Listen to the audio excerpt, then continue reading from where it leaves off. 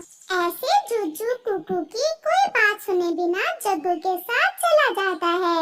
वो दोनों तेज उड़ते हैं और चील के आमों के बाग में पहुंच जाते हैं। जुज्जू तुम जाओ और आम तोड़ कर लाओ, मैं यहाँ बैठकर चील पर नजर रखता हूँ। नहीं जग्गू, तुम भी मेरे साथ आओ, ऐसे हम पकड़े जाएंगे। अगर चील आ गई तो हमें पता ही नहीं चलेगा।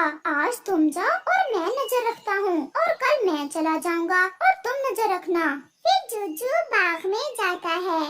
जुज्जू वहाँ से एक आम तोड़ता है और वापस आकर जग्गू को दे जाता है। वो फिर से अपना आम लेने बाग में जाता है, परंतु जग्गू दूर से आई चील को देख लेता है। अरे ये तो चील आ गई, अब अगर मैं बोला तो मैं भी पकड़ा जाऊंगा। मुझे तो आम भी मिल गया है, मैं चुपके से यहाँ से भाग जाता हूँ। ऐसे जग्गू अपना आम उठाकर वहाँ से भाग जाता है।